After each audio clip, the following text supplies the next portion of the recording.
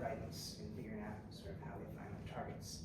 And so dendrites, for a while, were just ignored or weren't as cool. But then starting maybe 20 years ago, people recognized the importance of dendrites in the sense that axons are just kind of stupid, right? So you send an action potential down the nerve terminal, and then all of the synapses on the axonal arbor are basically the same. You're just sending out the same signal.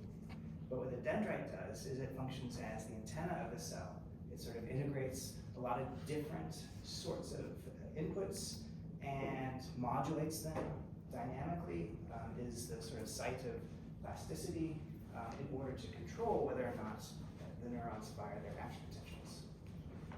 So we saw this the other day, where you have dendrites receiving inputs, and then the axon is functioning as the output of the cell. And so whether you're this synapse, or this synapse, that output's always the same. But as we'll see, the dendrites have to sort of incorporate sort of dynamic activity of thousands of synapses and make decisions about whether or not to fire that action potential. And so the actual decision is made here at the axon initial segment, but it's dealing with inputs that are sort of collected by and modulated by the dendrites. And so part of the theme is to understand, something, you have to know how it works. And so we're trying to understand development, how the nervous system develops. And so part of that is understanding a little bit about how neurons function. Because as we'll see, the development of the nervous system and its actual function are inextricably linked. So dendrites are also conspicuous in their own way. Each kind of neuron has its own sort of morphology. These are sort of various kinds of cortical pyramidal cells. They're the excitatory neurons in the cortex. Each of them are pyramidal cells, but they each have slightly different kinds of morphology. And each of these is receiving on the order of 5,000 to 10,000 synapses. And so because they're receiving that large number of synapses, and the fact that each synapse, those EPSPs, are subthreshold, you need a large number of those to be occurring synchronously and to swamp out the activity of inhibitory synapses in order to cause this action potential to fire. And so in that sense, the dendrites are actually doing most of the work that you would consider a neuron to be doing. That they're collecting the inputs, they're filtering them, modulating them, adjusting synaptic weights, and then helping determine whether the cell fires. And so the classic way of viewing this is sort of called a leaky integrated fire model. And that is, this is a simulation where this neuron, this model neuron, is receiving hundreds of different synaptic inputs. For the most part, the activity patterns look random. And each time it's receiving an EPSP, it's pushing the membrane potential up towards threshold, this line here, and then each of the synapses has a decay constant, so the synaptic EPSP only lasts so long. And so within a time window, you need enough of these excitatory inputs to push yourself towards and to reach threshold while sort of overcoming at the same time the sort of inhibitory inputs that the cell is receiving to generate these series of action potentials. And so that's what a neuron does, and a lot of that can be considered the job of the dendrites. And so we want to know how the neuron works, we want to know how dendrites work, because their function is inherently related to their sort of role in development and sort of function of the mature nervous system as well. And so we're just going to go through a few quick things to sort of illustrate what dendrites do. They can function as logical operations and not, or they can function as coincidence detectors. They filter inputs, and also they can sort of function as compartments. This neuronal dendritic branch over here functions independently of this dendritic branch over there, and that has consequences for computation of the neuron. So to a first approximation in contrast to an axon. You fire this all or none action potential that goes propagating down the axon without decrements and without changing its shape significantly. That's not true in a dendrite. The dendrites are a little bit electrically active, but to a first approximation, you can consider them to be passive cables. So that means if you input a little bit of current, it'll dissipate over time, and it'll dissipate as you get away from the site of the input. So that's the basic cable model. So that's illustrated here. As you move further away from your synapse, the amplitude of the signal that the cell body would see gets smaller and smaller and smaller. So there's a spatial component to where your synapses are on the dendritic arbor. And then the other thing that happens is it spreads. So if you have a peak amplitude, the peak amplitude decays, but also you sort of spread temporally in time. And that is important for function as well. And so those ideas are expressed here in this model, where inputs that are closer to the cell body, your EPSP looks like that. And as you get further, the peak that reaches the cell body has a lag, and the peak gets smaller, and then the overall sort of size of the little wave spreads out in time as well. And so what that means is if you have distal inputs out here on that sort of furthest reaches of the dendritic arbor versus more proximal inputs, they will have a differential impact on the cell. One impact, not shockingly, is that the amplitude that actually reaches the cell body is much higher. But also, the temporal spread is important too. So what this means is these proximal inputs, if you have successive action potentials, they will have had time to sort of dissipate, and so they're not significantly additive. But because of these guys that spread in time, this little sort of differential here, that they'll be additive at the cell body.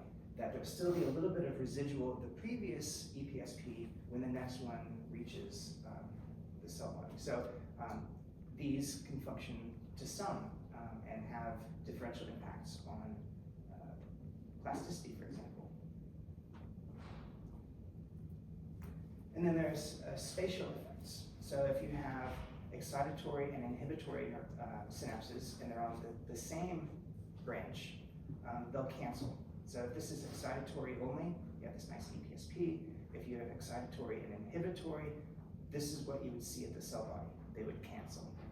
Whereas if they're separate, basically this cancellation would just affect largely this branch and would have much less impact on the adjacent branch. So where your synapses are relative to one another when they're coactive matters. So you have these sort of spatial impacts. And then you also have sort of amplification effects.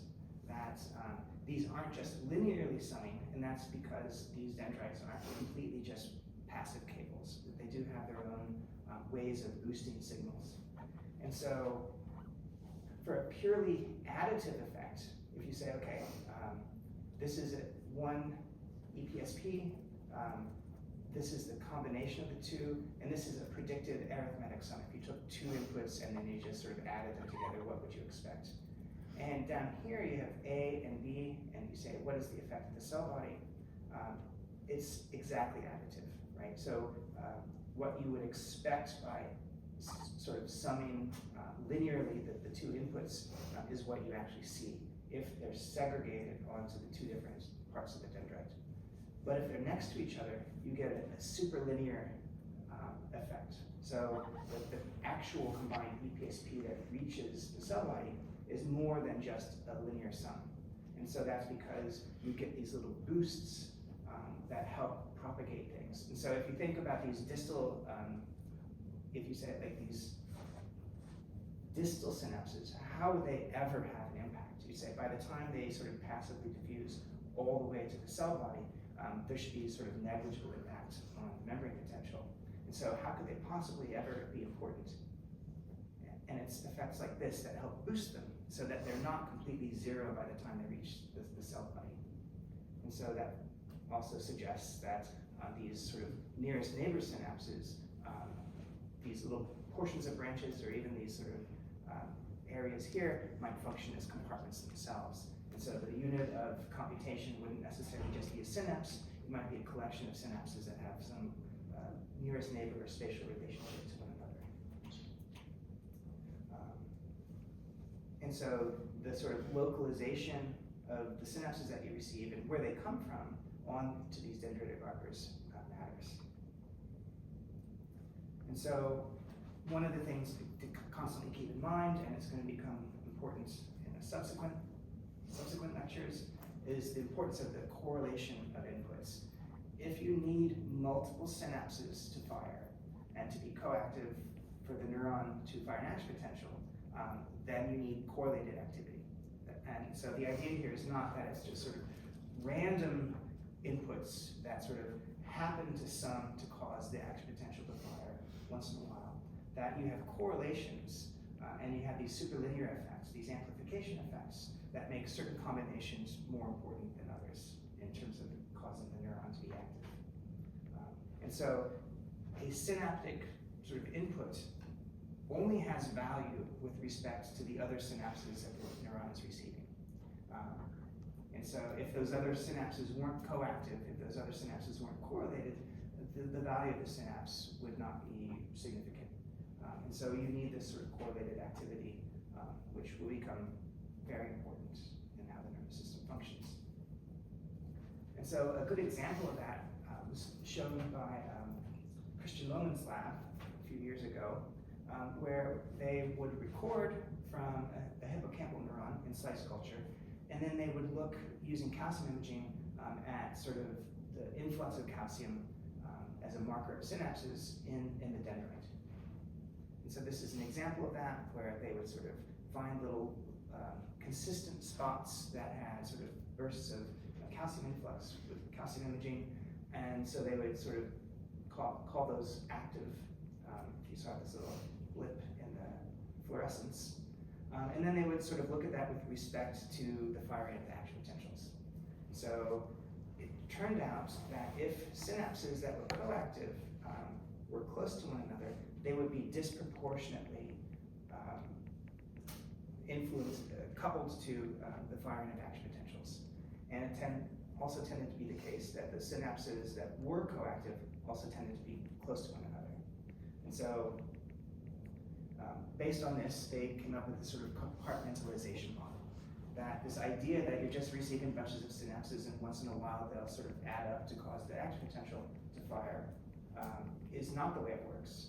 So you have these inputs here, and then once in a while you get enough of them to cause a spike.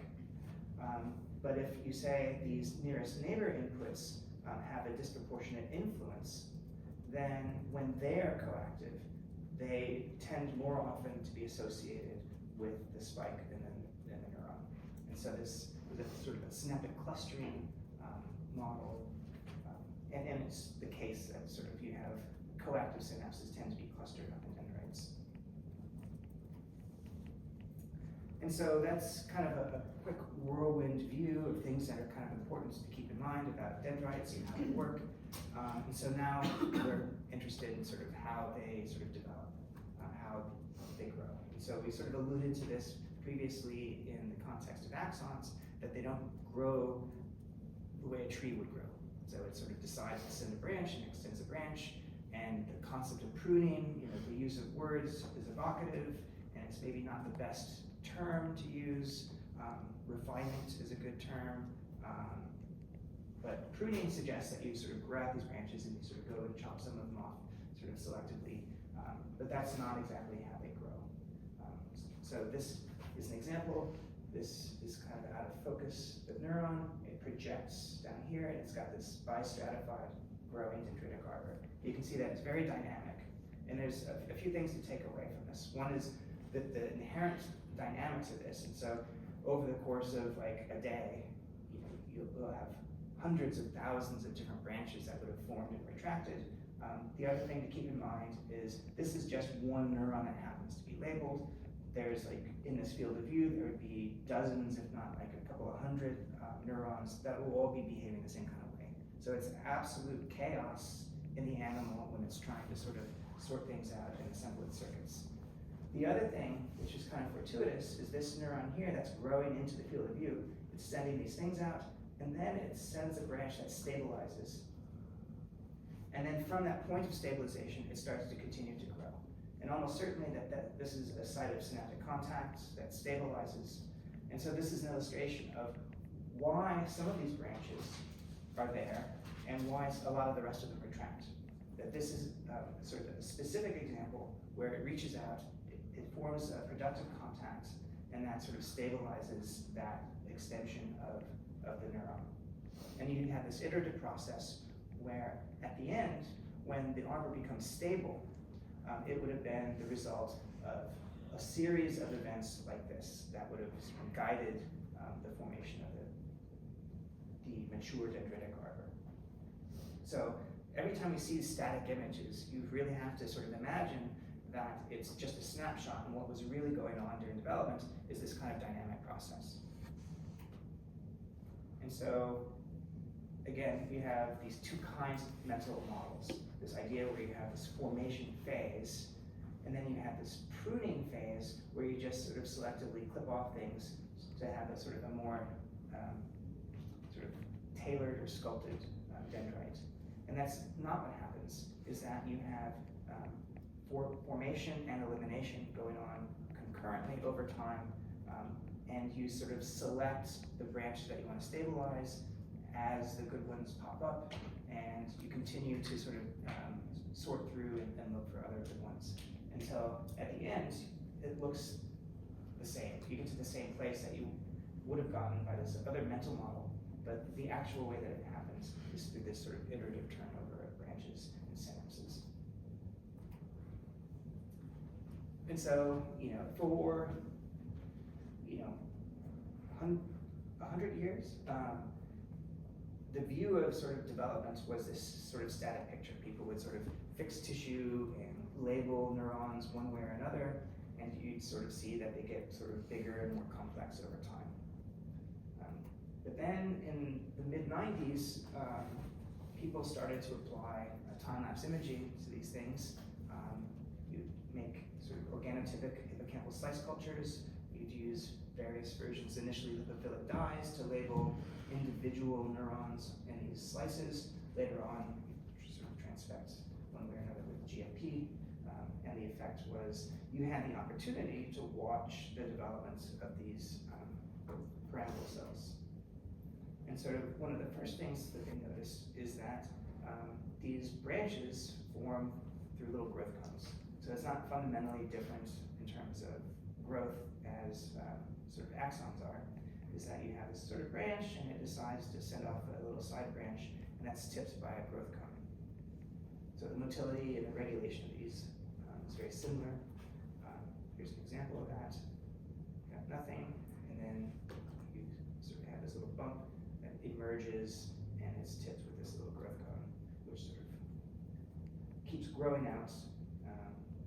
And again, this is a dense matrix. It looks like it's just this thing floating in space, but it's just packed in there. So it has to squeeze through spaces between cells, and it's just easy for us to visualize when you just label one or a few cells in the field of view, but it's also important to remember that these things are sort of crawling through a dense thicket of other cells. To look more holistically and over sort of a broader period of time, people, notably like Holly Klein, started to look in sort of frogs and zebrafish, are the two most common models. And for these, you can watch in vivo. So instead of like a slice culture or cells on a dish, you can label cells in an animal and modulate activity or do whatever sorts of developmental things you want to look at, and look at them over the course of days. And so this first row, you're looking at every couple of hours at the same cell. You can look at some subsequent days at the same cell and sort of look to see how things grow and how things are affected by different interventions. And so one of the things that Holly Klein's lab did is to look at row GTPs.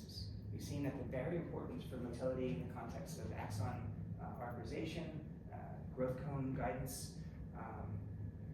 But since dendrite formation is an inherently sort of actin-driven process as well, it seemed obvious to look at row GT bases.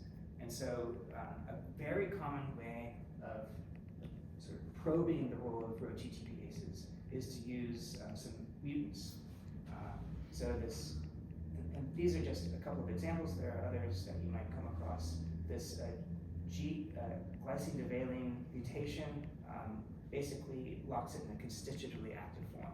So it'll bind GTP, and instead of hydrolyzing the GTP with a certain time constant, it sort of lengthens that time constant. And so it's on a lot more than it's off. So kind of grips that GTP and won't let it go. So this is constitutively active. You can also have dominant negative forms.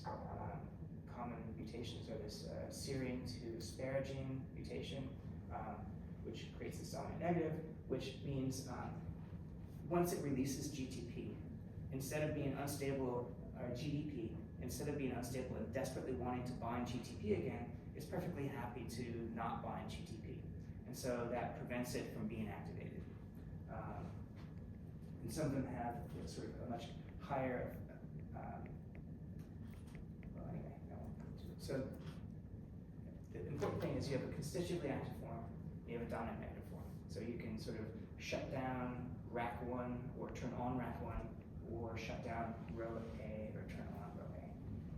And so you just transfect these into cells, and you have some kind of readouts to sort of get an idea of what the row GT bases are doing. And so in this case, you're using the dominant negative form of row A, so it's preferentially off.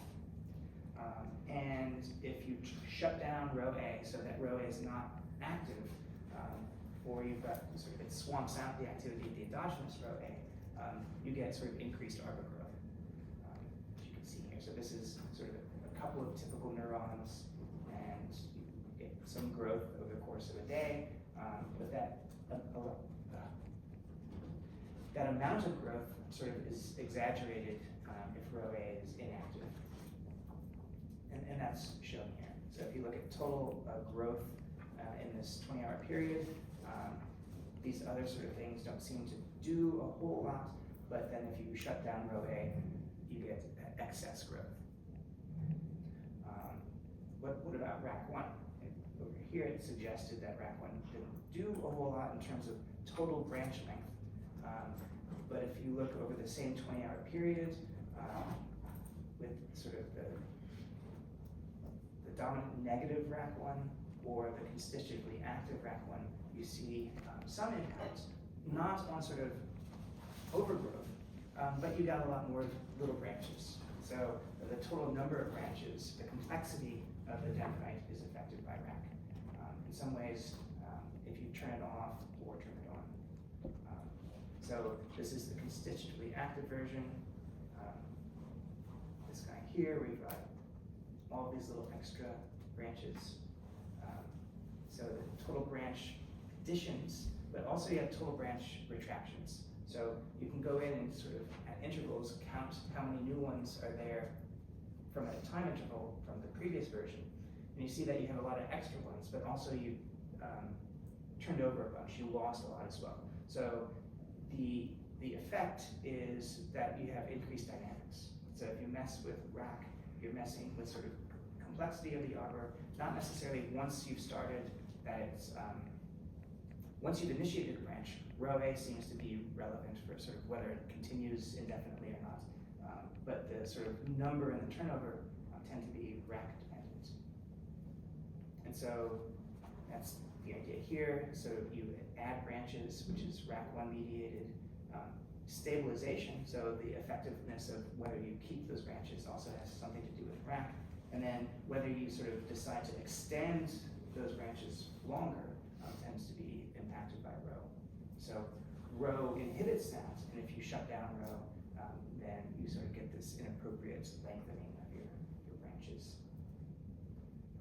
So that's the basic motor. We talked about growth cone dynamics, that actin assembly and disassembly is sort of the basic motor that's sort of you interface with that through the road GTPases, and then those road GTPases have to be modulated by some receptor that sort of is sensing things from the environment. A lot of the same things that affect axon guidance will have some impact on dendrite growth as well. So classic axon guidance molecules like SLIT, ephrins, various growth factors, we saw some evidence for their roles, and other things that are involved in development. A lot of them have an influence on sort of dendritic arbor growth. And so, again, just like axons, arbor growth is controlled through road GTPases, which are modulated by sort of these extracellular cues to regulate actin assembly and disassembly. So that's one sort of, that's the basic motor of dendritic growth. But there are other components to it. And so we saw a little bit of this idea of a synaptotropic model with regards to axons. But you see something very similar in dendrites. And here we have space filling, DS-red, loading up these sort of neurons that you can image over the course of development. This is 3 days post-fertilization, 4, 5, 10 days. And this red marker is co-expressed with an excitatory synapse marker, PSD95. Early on you can see green, but you don't really see puncta or spots, which would be indicative of a synaptic site. As development proceeds, you start to see these puncta form until you have these nice, robust, high contrast spots. You can see that over the first week or so, you get this sort of a steady increase in the total length of your dendritic branches and in the total number of those stable puncta, and then they plateau.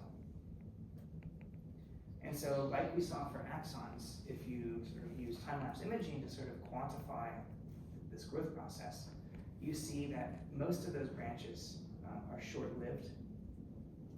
You have a pool of stable branches, but a lot of them are very sort of, they turn over with a finite time course. If you look early in development at 3 days during growth, you see, in terms of puncta, you see some stable puncta, and then you see a lot of unstable puncta as well. By 7 days, most of these spots are very stable, that if you were to come back the next day, they would still be there. Early in development, a lot of those spots, if you were to come back the next day or a few hours later, they'd be gone. And so these synapses form along growing branches that, just like we saw in that one movie earlier, that you'll have this branch extend, it'll form a synapse, that synapse will get bigger, and then you'll have further growth off of that site. And like we saw for axons, if you disassemble that synapse, that branch will retract back as well. And so stable branches have more synapses, branches that lose their synapses will end up retracting, and they do not persist. So again, you have this iterative turnover of those branches, but kind of the selection rule for which ones you keep and which ones disappear tends to be whether you form those stable synapses. I should say seems to be. Is this formation of stable synapses defines the stability of the underlying branch. And so that is this model where you're sort of extending a lot of branches out. There might be sort of this target region, which we can talk about, we will talk about a lot later, where synapses within this region, and that region is defined by where your presynaptic partners are. Where you have good presynaptic partners, you'll form a synapse. Synapses outside of this target region will end up being lost. And so if growth extends from here, you'll tend to form more synapses. So you're biasing your growth towards this region, that if you form one good synapse, you're much more likely to form other good synapses within that region than you are somewhere else. If you're retracting synapses from a region, you're much more likely to continue to retract and not have a branch in that area at the end of the process. And so through this kind of iterative turnover and sort of the selection of branches based on the synapses, you have the branching of your dendrites and then the formation of your synapses within this target region. And again, when I said earlier that what's important for a synapse is the activity of other synapses, that you need correlated activity, what that would mean is you're probably tending to get correlated activity, that those axons, which are also sort of arborized in hunting for partners in this region, they would tend to have been coactive, and they would be driving the activity of this postsynaptic zone. And that would be, as we'll see, a very important principle in neuroscience. And so the synaptotropic growth is sort of coupling the formation of synapses to how your dendrite is going to look at the end. And the other thing is that the loss of the synapse, sort of the decision to say that the synapse needs to be eliminated is also sort of a decision process where you say, well, this branch is unnecessary and we need to look elsewhere. And so this process of hunting for good synapses is also the basic, kind of a motor, sort of that turns over in the same way that sort of active dynamics is a sort of motor that turns over and needs to be modulated. And one of the ways that you can modulate this process is through neural activity. And so, again, what Holly Klein's lab did is begin to look at this sort of dendrite growth in sort of deprived scenarios, and then in response to visual stimulation. And so what you can see is that, I guess it's not easy to just look at it to see, that you have modest growth over the course of, I think this is probably like a 4-hour period, where you're sort of depriving the animals of inputs. And then you can give them sort of an enriched, relatively enriched environment where you provide visual stimulation. And you can see growth. And so if you look down here, in your control, these black bars, that in the absence of visual stimulation, in darker area, you have next to no net growth. But in that period where you're providing visual stimulation, you get an increase in dendrite length. If you look in the number of branches, it's the same idea, that you have little or no addition, maybe some loss in the absence of visual input. But if you provide visual input, you get a net increase in the branch number as well as their length. And so, used to be something here. So this CTP, I don't know where that went, is C-terminal peptide. So it's just, you're adding a peptide which is the last 10 or 12 amino acids of a GABA receptor. And so what this does is it uncouples the GABA receptor from sort of adaptor proteins and it prevents its trafficking. And so what you're doing is you're sort of inhibiting the delivery of AMPA receptors to the synapse. And so here what you see is that if you block AMPA receptor trafficking in the dark period, you actually have net growth, but then if you provide visual stimulation, you have a net decrease. And so one of the ways to think about this is a cell autonomous experiment, right? So you're not sort of generating C-terminal peptide and putting it in all the neurons, you're just putting it in the neurons that you're labeling. And so what this is suggesting, and this will be very important in subsequent lectures, is the other neurons that are unlabeled in the environment that don't express the C-terminal peptide are sort of out-competing or more effectively competing for synapses, for area in the tectum than these sort of C-terminal peptide expressing neurons.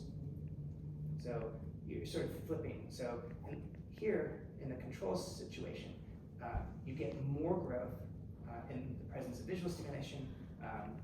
If you block AMPA receptor trafficking, you get less growth in the presence of visual stimulation. And so this will make perfect sense after the next lecture and a half.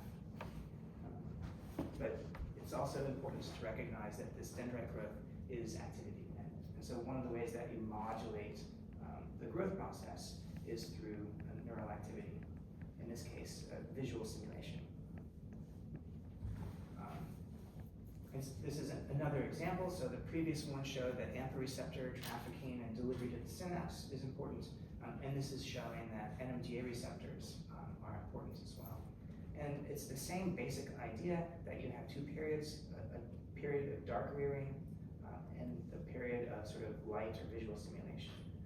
You can either have dark and dark, dark and light, or dark and light plus APV. And I'm sure you guys have heard this a bunch of times. APV is an inhibitor of NMDA receptors, so it blocks NMDA receptor activity. And so what you see is, if you look at sort of growth rates, levels of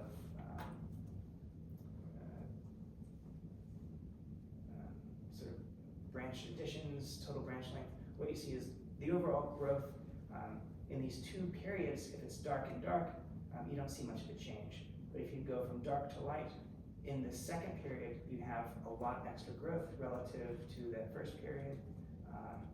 You see increased growth, light and light, and then growth in the light, and I guess not so much change in the second to dark. So in that flipped. Here what you have is relative growth, which is the same as this up here, but that is blocked if you add APV. So this is net branch tip additions, etc. So the idea here is you need activity, and this activity dependence is NMDA receptor dependent. And again, this will also make plenty of sense in subsequent lecture. Oh, actually, we talked about it a little bit in the synapse lecture. Yeah. So why is it that for the last combination, the light and the dark, the growth is about the same as the light period? Yeah, I don't know. You could imagine that it would have sunk back. Another way of thinking about it is, so the first one is light, and so it's kind of like it could be like a sort of a chemical reaction, right? So that where you've got, it's proportional to starting material. So that if you have a small arbor and you grow, the amount of growth that you would have gotten is proportional to the number of branches. And if you've already got a bunch of branches and they're each growing less, then you might still see, because there's more of them, even at the lower rate, you might get a net amount of growth, which is comparable. I don't know. Sort of the intuitive thing, you would have imagined that you would have seen a decrease, but you don't. But I don't know. But maybe sort of, yeah. I don't have a good explanation. But the definite thing is sort of the transition from dark rearing to light rearing. You see this sort of increase. You abolish that increase if you block NMDA receptors. And sort of the unified way of looking at it is typically NMDA receptor activation is important for regulating AMP receptor trafficking, right? So that's how LTP works in most cases. That you have NMDA receptor activation.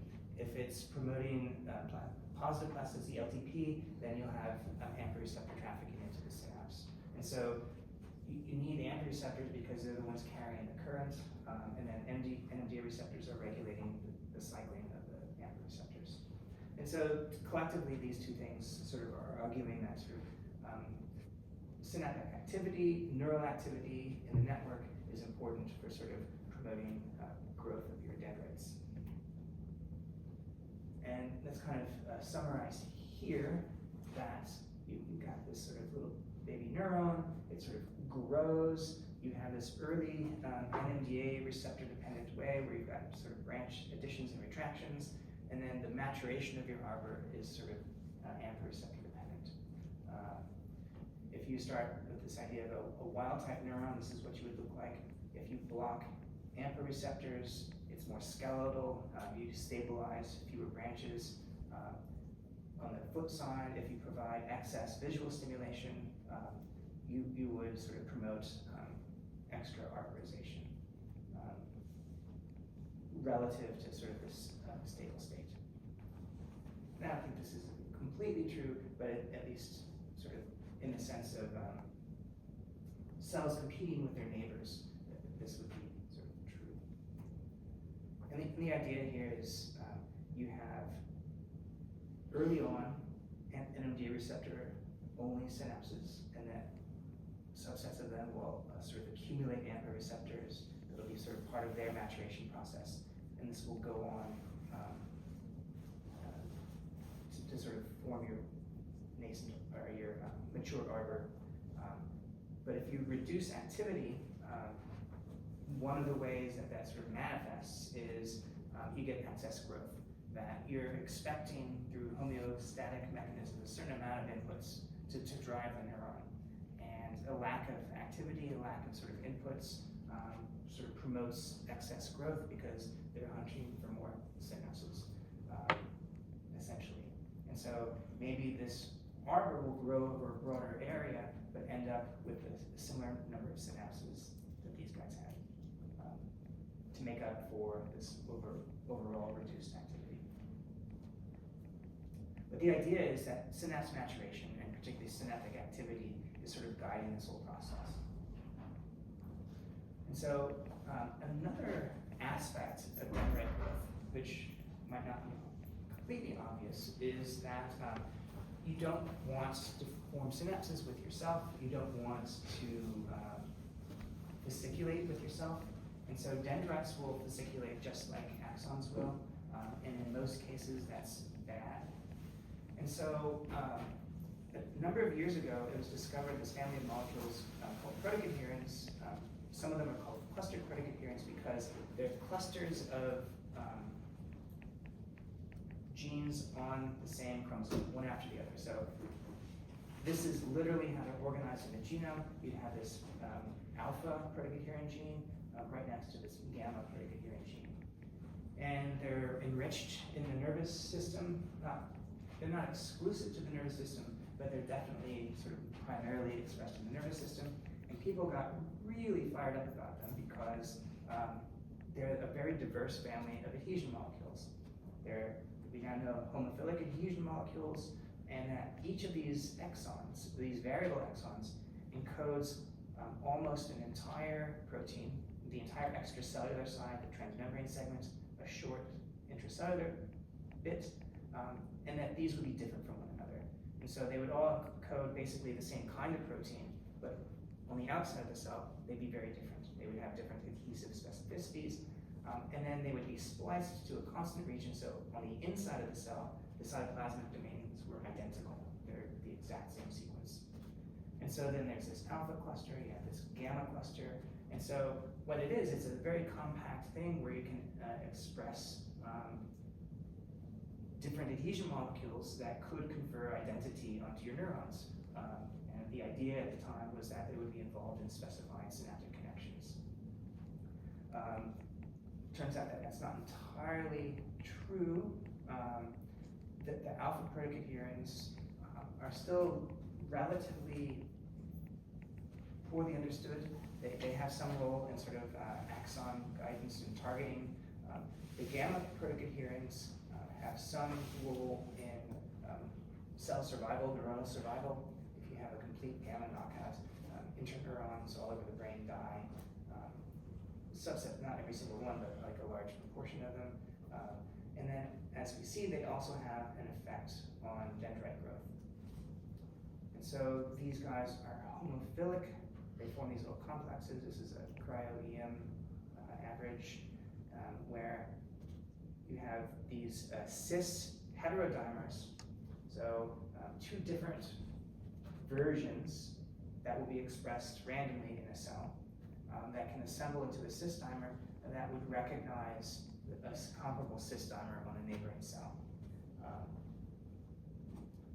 And so that increases kind of the combinatorial complexity. So you get way more combinations than just the number of exons that exist.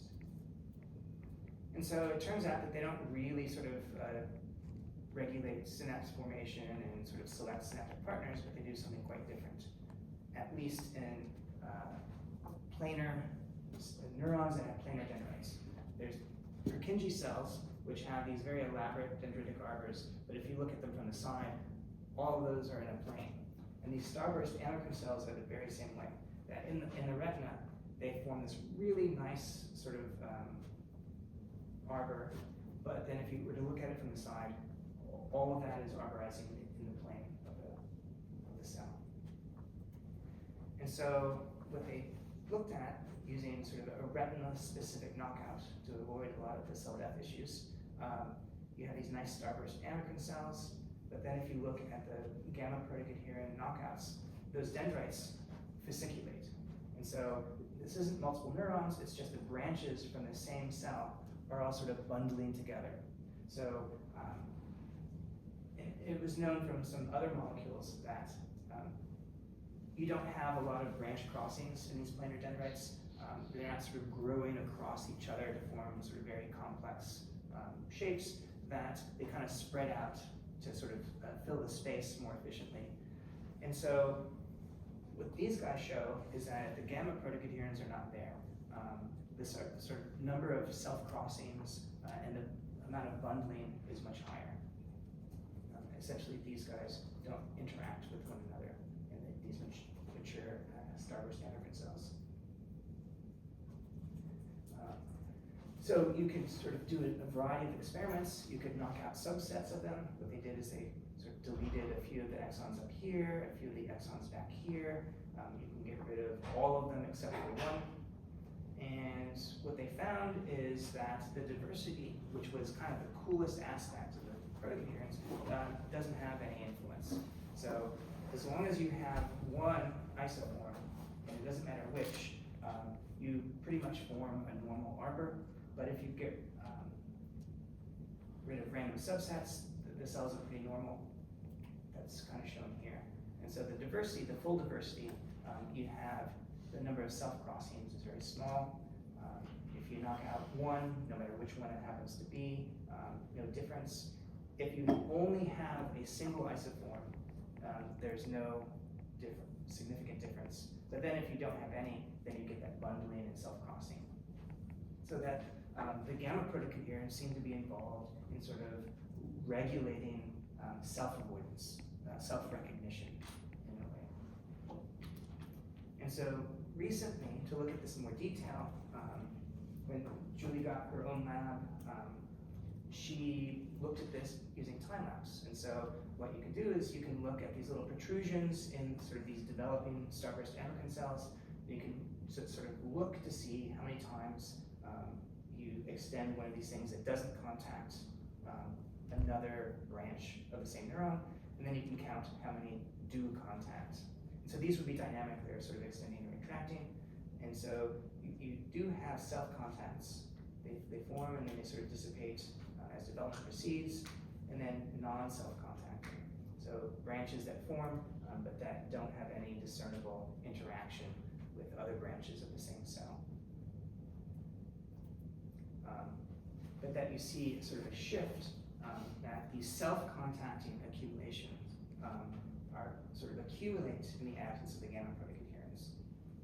So again, as you sort of start to see these, instead of this idea where you had them and they sort of dissipated over time, it's much more slowly that they disappear.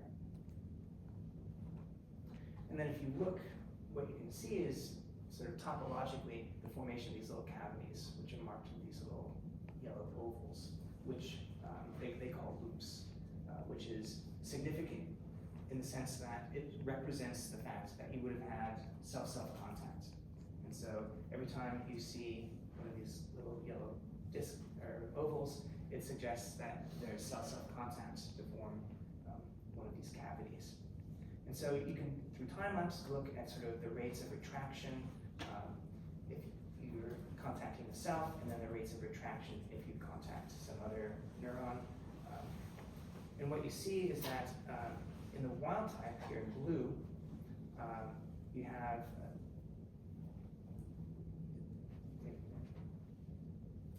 so you have self-contacting retraction, and then less self-contacting retraction in the mutants, and then self-contacting persistence, you flip. You have an increase in the persistence of those contacts in the mutants, and then less of the wild type. And so if you have these pre-existing guys in the mutants, you have those persist at a disproportionate rate relative to the wild types. And the same thing holds true. If you see a new one form, it sticks, it's more sticky. And so something about having those predicate adherents there, either they're regulating motility or they're regulating some other adhesion molecule. Oops. Did I add it again? Here's the thing that was supposed to be in the last slide.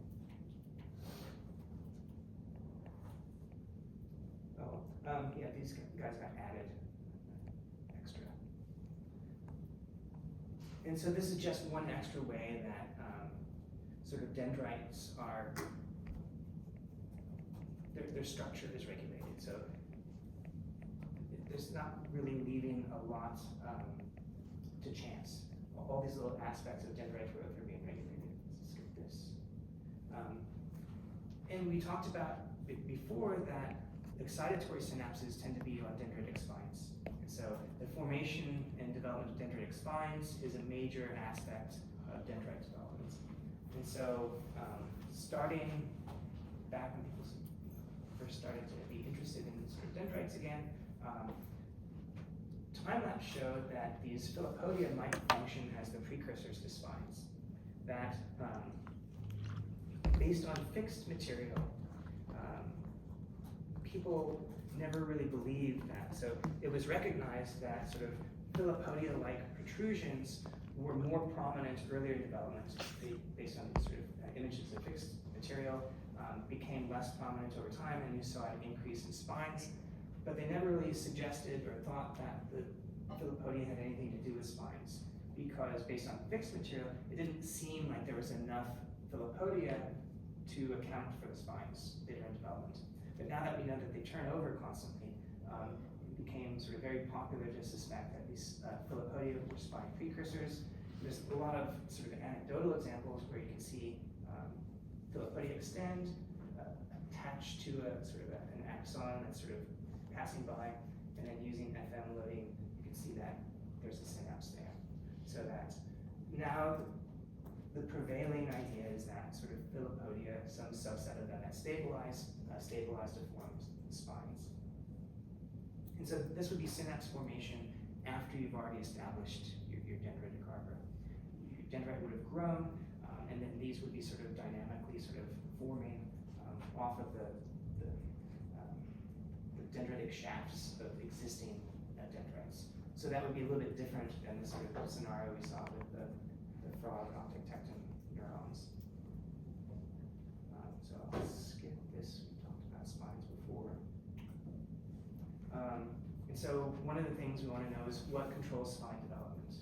And what spine development means is what causes the transition from something that looks like a filopodia and is dynamic to something that's discernible or morphologically identifiable spine.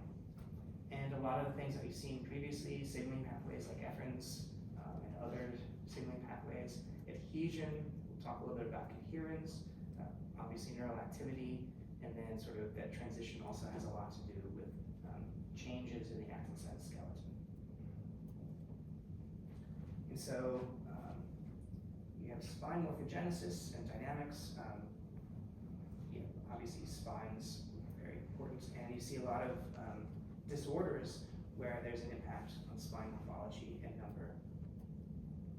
And so again, early on people recognized that you had these sort of very dynamic filopodia that sort of initiated and shrunk. You also had stable spine-like things. And so what was the relationship between them? I think I talked about this as I talked ahead of the slides. So the spine stability becomes necessary for arbor stability. Just like we saw that synapse stability was important for branch stability in the optic tectum. And so you have your spines, some of them are stabilized, some of them are destabilized, and the stabilization of the spines and the synapses promotes sort of this healthy looking arbor, whereas destabilization of the spines kind of promotes more sparse skeletal dendritic arbor. And so again, the filopodia dynamics and the spine dynamics has something to do with Rho GTPases. And so this is work from Rachel Wong's lab where they were looking at the dendrites of retinal ganglion cells. So this is just time points. You can sort of superimpose all the time points, and this shows that over time, you would have formed and retracted a large number of these little filopodia. This is a much hairier looking image than any individual image.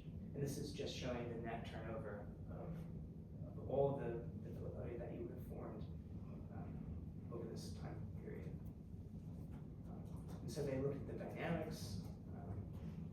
You can see them growing and shrinking and disappearing.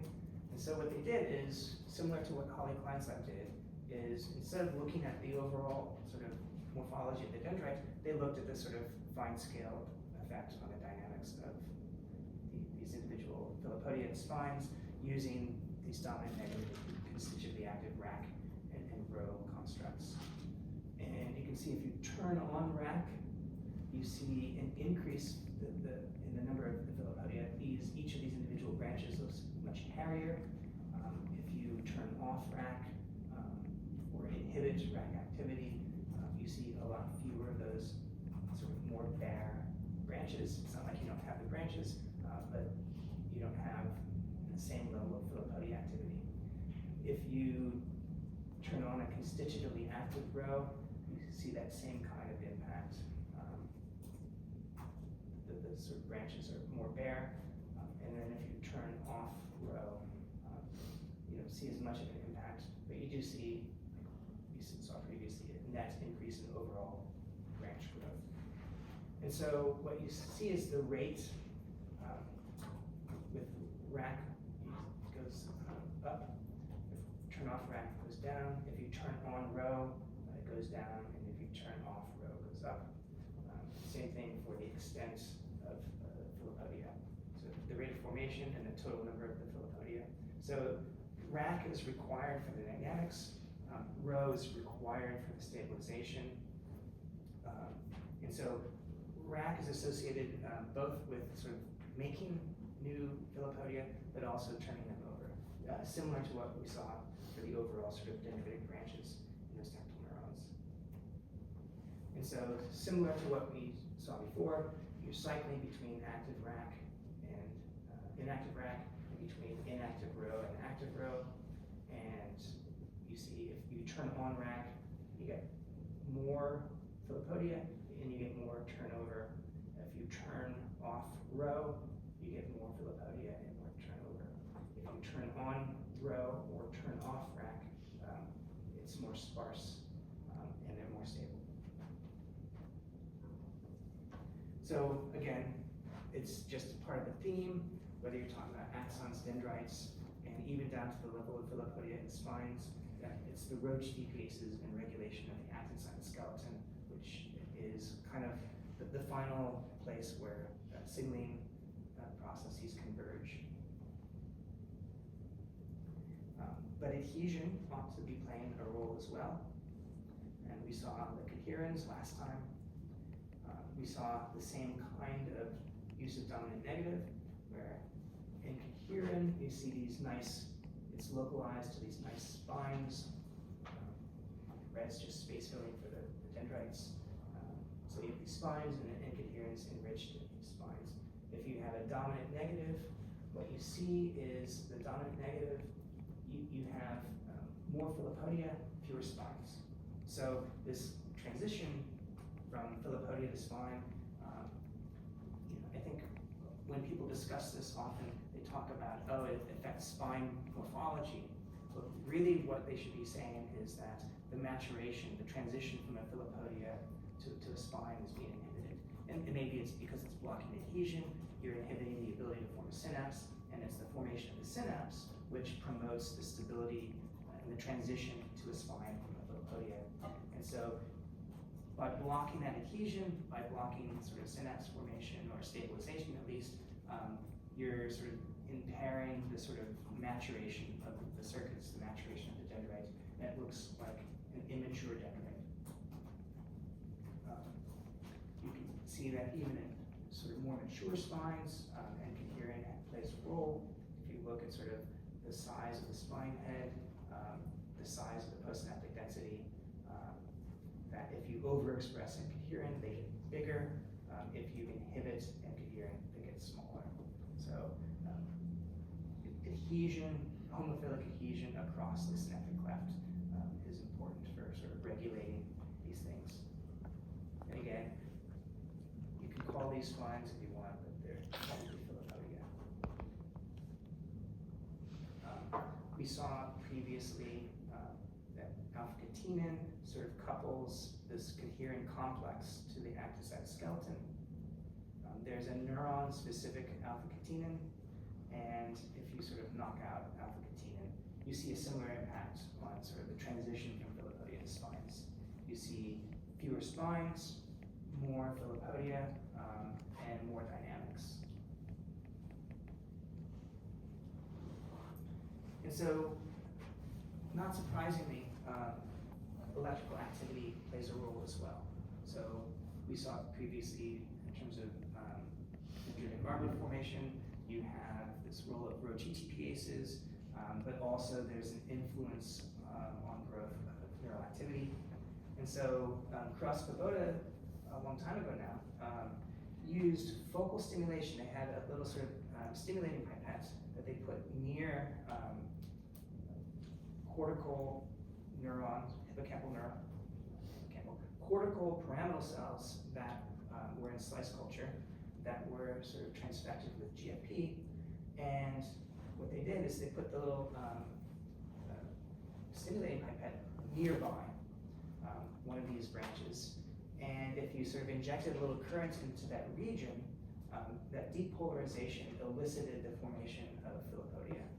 So you see here, and because you're imaging a whole field, you can stimulate the region close to one branch and image the effects across the entire arbor.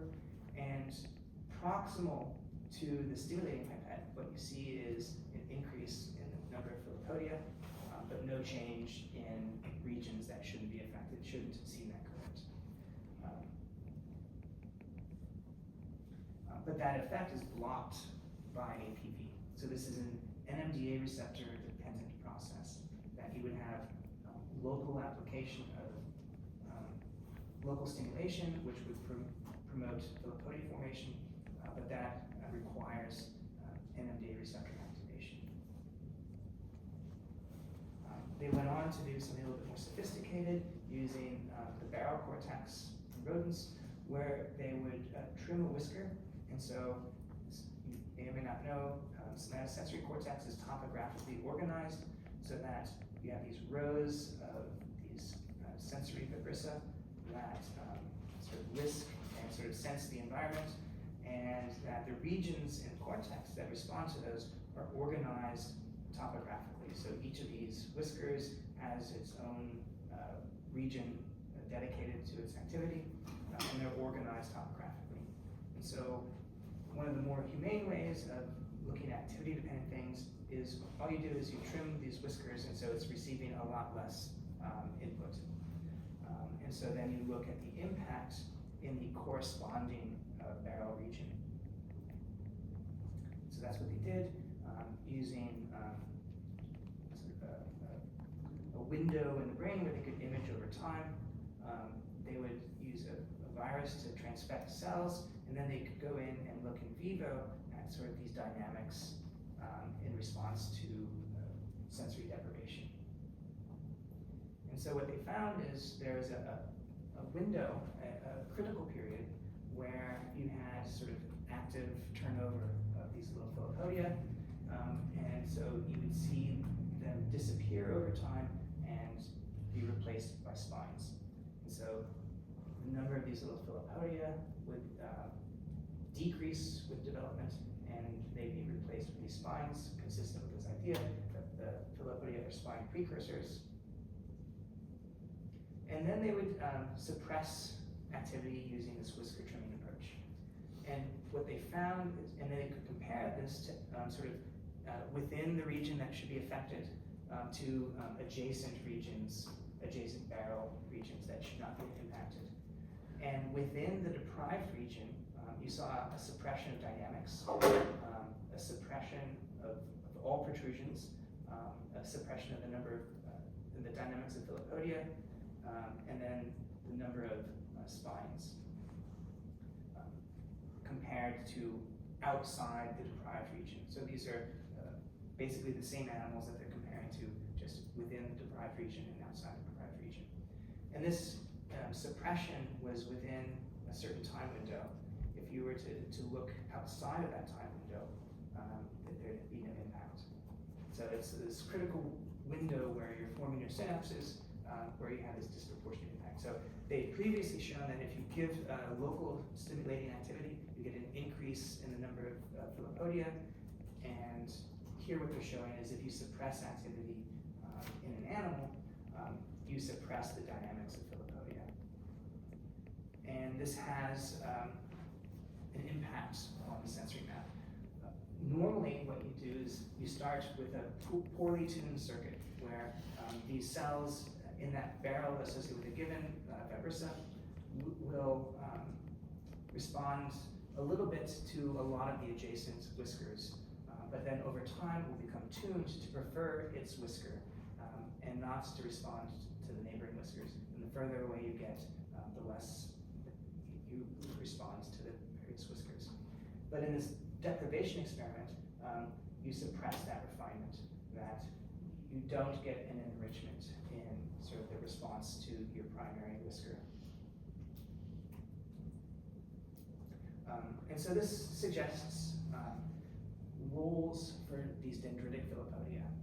And the idea is, just like we talked about for branches, the idea for philopodia is that they're hunting for synapses and sampling. So if you don't have it wired into the system that you know what your appropriate synaptic partner is supposed to be, you want more flexibility, you want to be trained to figure out which connections you need. And if also it's not just the connection, but it's that synapse in the context of the other synapses that you're forming all the time. So you're constantly sampling. And so the philopodia provide an efficient way of looking in a local environment. And another way of thinking about it is if you have that local synaptic input that sort of Svoboda-Zlav did, where they enlisted philopodia, what that could suggest is locally, if you found productive synapses, that might be a nice signal to continue looking in that area. It's kind of a more focal version of the synaptotrophic hypothesis. And then over time, as you found things that are being coactive with other synapses and elicit a response in yourself, you'll stabilize those until you exit the critical period and you have your sort of mature circuits. And so this is sort of a more integrated view of dendritic growth, where you have net growth of branches, which are being made and retracted. On these branches, you're forming spines through local philopodia, extension and retraction. Some of those will be stabilized. The stabilization of those synapses, those spines, will have an impact on the branch that they're on until you sort of have an overall sort of very stable dendrite. And the rule of thumb historically has been the developmental process is making and breaking synapses. And that as you reach maturity, dynamics is really sort of modulating the weights of synapses. And so it's true that you can form and do form synapses throughout adulthood, but largely you're restricted. Your effect on arbor growth and being able to reorganize the way your neurons look is locked down essentially once you exit sort of a small window of development. And then you can add a few extra synapses here or there, probably through local sort of formation of philopodia, hunting around for synapse, but mostly it's sort of modulating synaptic weights, the strength of the synapses. And so this is a developmental event. It's not sort of happening in an ongoing way throughout life. And so basically, the really important thing is that dendrite growth is a dynamic process. And this dynamics is regulated by other sort of typical motility events, which is actin cytoskeleton. And so you have processes sort of converging on Rho GTPases, which modulate actin dynamics and overall growth. And so the really important thing as we move forward is that this is modulated by neural activity, that it's important which synapses you're forming, and their importance is related to which other synapses tend, on average, to be coactive with those. So it's this correlated activity which will guide growth of the arbor. And so this could either be directly on the branches themselves or also on the formation of the dendritic spines through modulating sort of Philippoidea dynamics.